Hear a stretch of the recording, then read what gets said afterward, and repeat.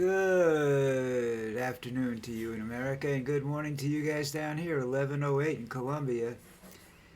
So it's the old guy, what can I say? I survived another day. It looks like Tim Scott is trying to give new meaning to the word Uncle Tom.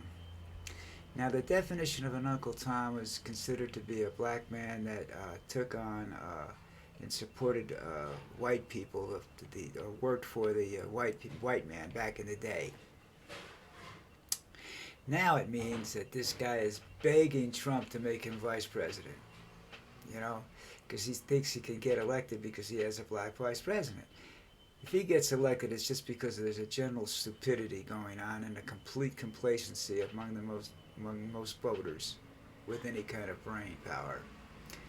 All right, so I don't think you're going to really worry about that too much. I can't even read what I wrote. I have to stop doing that stuff, writing stuff down. I can't remember what I wrote anyhow. So I don't know what's going on. There's a lot of stuff on YouTube that I kind of, the headlines are sort of there's one or two articles I read where the headlines don't even exist in the stories that are on the channel. A lot of these are done by young people, by people with no experience like me, no experience in journalism, but they're very, very much video conscious. So they put up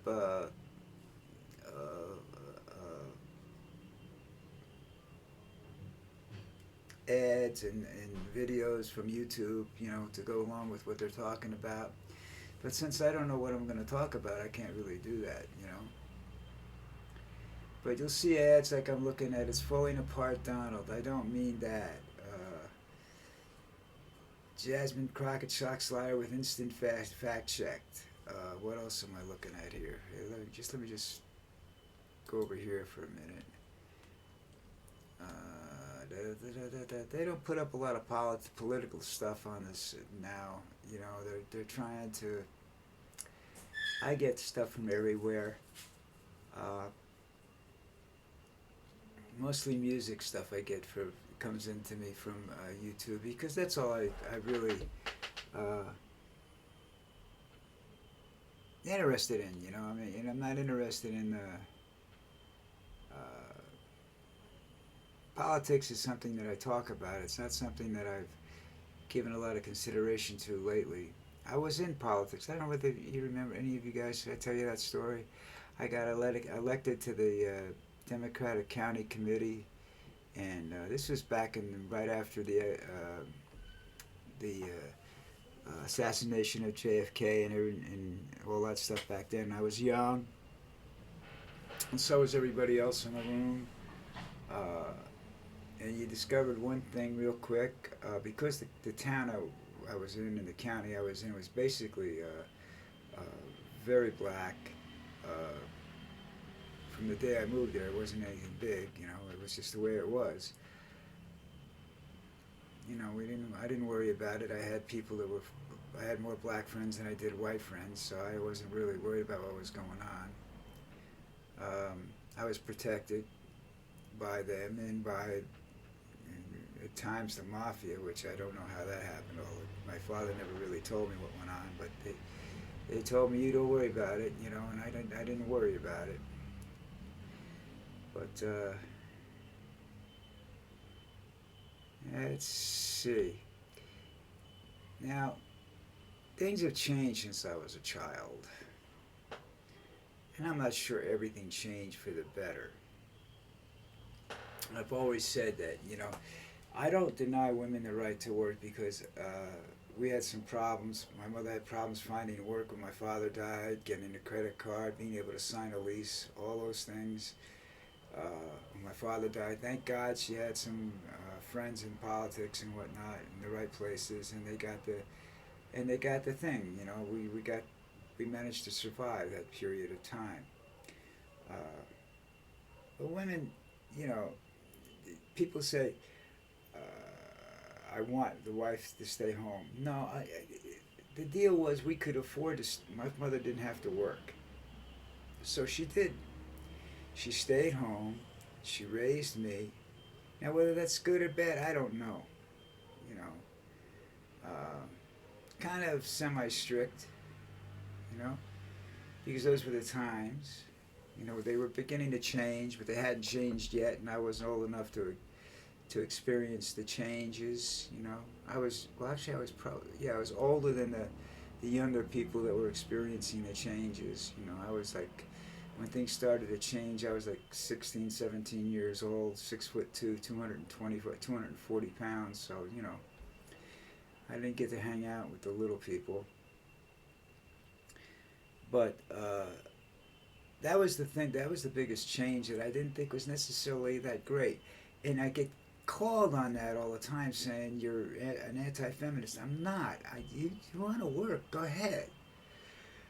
But I think you should, you know, if you have kids, I think you should be able to, you know, give them either be able to work from home if you want, or some compensation, some compromise there, you know, because if something happens to your husband, you can't expect life insurance to pay for everything for the rest of your life unless you're rich to begin with and you can afford to pay the premiums on a $10 million policy.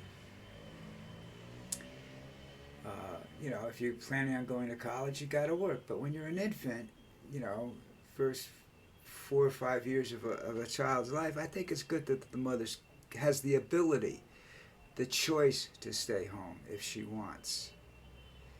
That the and they shouldn't have to take this huge cut in lifestyle. I don't say pay anymore. I say cut in lifestyle because I just don't think it's the same thing anymore. You know, I think it's more about lifestyle than it is the pay cut. You know, because you can live. You just. But the thing is, even if you can't do it because you can't. Nobody can afford to live on one paycheck anymore. A single person has a hard life. You know, it's expensive. It's hard to save money to get to get on with your life as a single person. It's been that way for a long, long time, and it gets worse every year. You know, but I don't believe that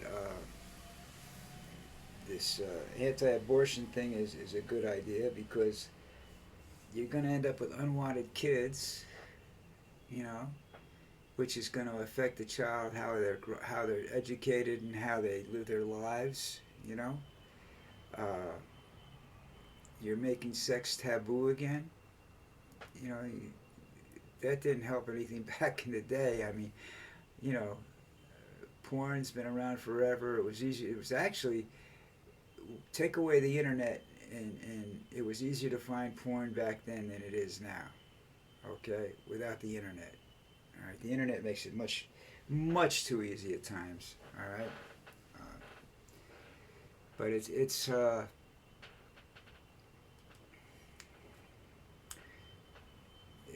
just a different. I don't know how to say it. It's not a different time period because a lot of things are the same and a lot of things are different. You know, men are still screwed up about women. You know, American men feel threatened by everything.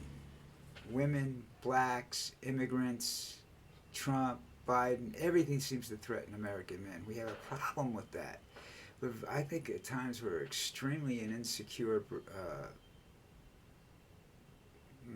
sex, male, you know, especially in America. I don't, and it's you know, as bad as you think you've got, we think we've got it. It's worse in other countries. The totalitarian countries like Russia and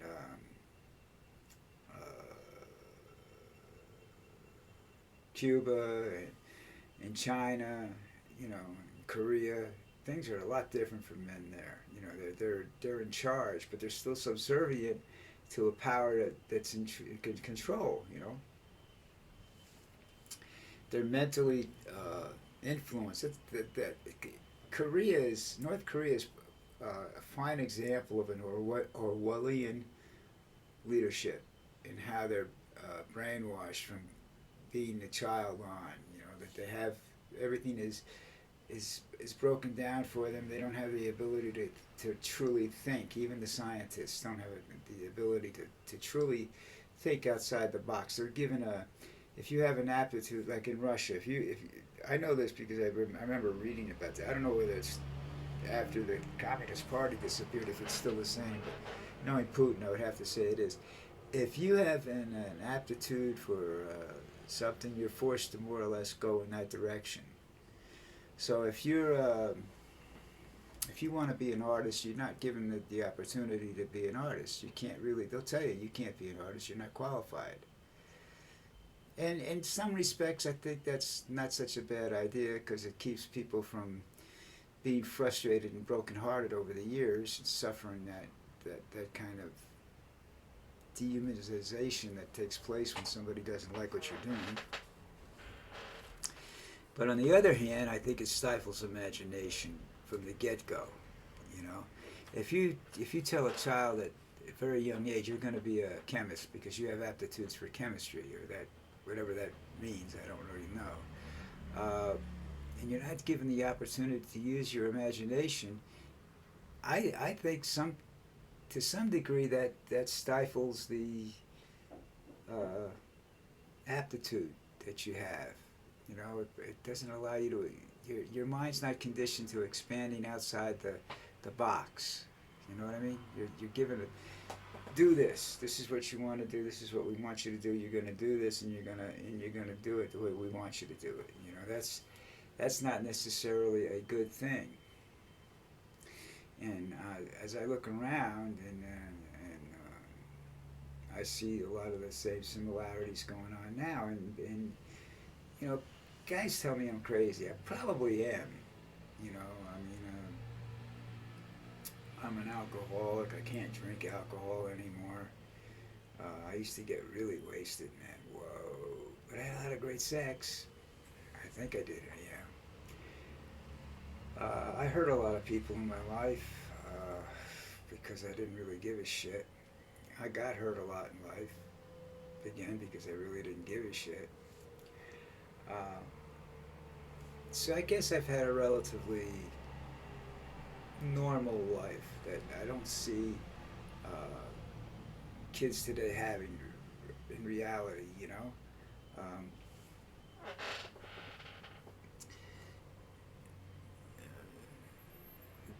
At a young age they're very close, and then, you know, unless you play sports, you don't have much in common with your parents. Like with me, my father was never into sports. My brother was, and then my brother, when I was in those younger years, my brother was away at school, and then he was just away, you know. And then eventually he was overseas and a lot of things, you know. And so although I loved him more than I'd like to admit sometimes, and I didn't really stay in touch with him the way I should have. That's my fault. I love my brother, and possibly if we grew up closer, things would have been different. I don't know, because the pressure to be like him was, you know, you have the same IQ, you have a genius IQ too. You're really bright. You're really smart, and then it doesn't work out the way they want you to work out for you. You know.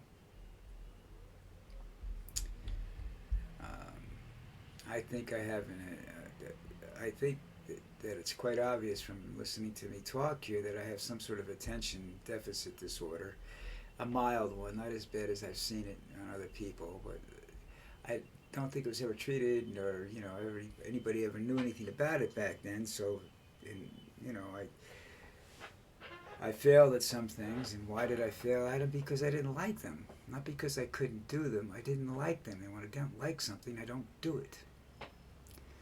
You know, I don't eat the food I don't like. I don't drink things I don't like. I don't go to movies I don't like. You know, I would do that occasionally when I was dating, of course. You know, that was just to get laid, though. You know. But nowadays, you know, there's a lot of differences, and but it's not a better way of life. well, you have a higher standard of living. Well, that's not necessarily so. You things changed, the standard of living changed, but that doesn't make it better because the family unit has changed greatly. Now, I see it the way it used to be in the. See, I consider Colombia to be America, uh, late 50s. You know, in some instances, in the 21st century, 22nd century, or whatever you want to call it, in other senses, you know, everything's different. But you know,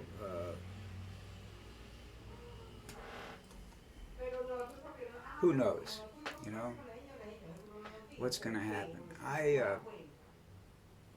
Politically speaking, I've always said I don't know whether I'm a Democrat, but I know I'm not a Republican. I always like to say that I'm an independent because I like to vote for the person I like. Okay, now in reality, I shouldn't vote for, probably shouldn't vote for Joe Biden or Donald Trump. You know, but because Trump is such a radical, you have to vote. You have to vote. You just got to go out and vote. So I'm going to vote for Biden. You know, because there's nobody else out there. Now, if the one I wanted to run for, and I don't really know, you know, I kind of like, because I think she's brilliant and all this, is Michelle Obama, but I don't know whether she'd be a great president or not, because there's a lot to take in there, you know, and her husband's been through it already, and he knows, you know, the kind of bullshit you have to put up with, you know. People trying to destroy your personality and destroy you as an individual. So, but, you know, you got to vote, though. That's the problem, you know, and this is another election that comes down to the lesser of two evils. Voting for, when Hillary ran against Trump, you had two really bad people running for president. And I didn't think Hillary could do a good job, but I had to vote for her because Trump was just not. Trump has never appeared completely sane to me. So I don't know if that means I'm crazy or what. But look, I've been talking and rambling on, and you can tell that I have some serious problems as well. But I'm gonna take off now and come back later or tomorrow. So you guys all have a good day.